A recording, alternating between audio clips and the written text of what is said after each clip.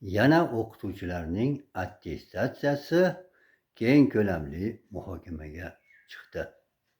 Reydga chiqdi.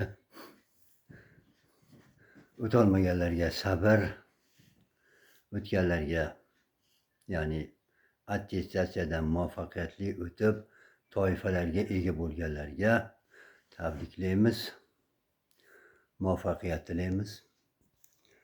Endi nima demoqchiman? Attestatsiya ta'limni rivojlantiradimi?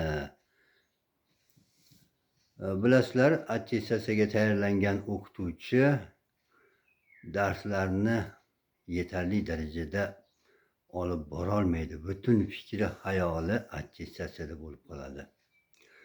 Shuning uchun ham bu masalani qayta ko'rib chiqish kerak. O'qituvchilarni ham qiynab yubordi. Ko'p kasal bo'lishyapti.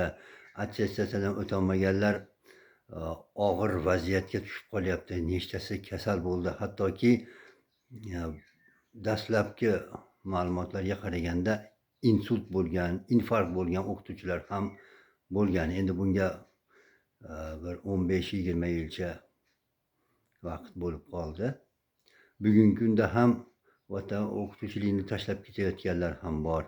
Juda ham qiyin. Mening fikrimcha, bu yerda o'zgartirish kiritish kerak.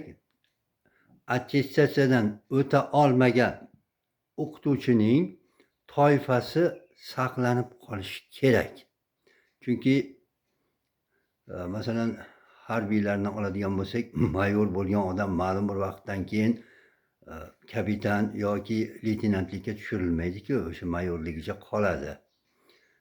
Shunday ekan, attestatsiyadan o'tolmasa, qolaversin, oyligi oshmayapti-ku. Agar attestatsiyadan o'tsa, mayli toifalari oshsin, lekin o'ta olmasa, toifasi o'sha holaticha qolishi kerak. Yana bilmadim, meni bu taklifim. Attestatsiyani sal o'zgartirish kerak.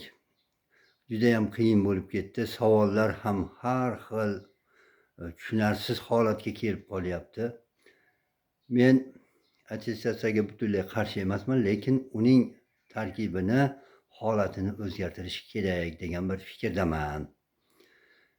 Endi ba'zi birovlar so'rashi mumkin, nega bunaqa qarshi bo'lyapsiz, o'ta olmaganmisiz deb. Men shu vaqtgacha 6 marta attestatsiya topshirib, 6 marta muvaffaqiyatli o'tganman. Lekin o'ta olmaganlarga achinib ketaman. Shuning uchun buni o'zgartirish kerak. Men oliy toifa holatida ta'lim tizimini tark etganman. Demakki, attestatsiyani yana bir bor ko'rib chiqish kerak. O'ta olmaganlarga yana bir bor sabr, chidam tilayman. Qolganlarga endi omad.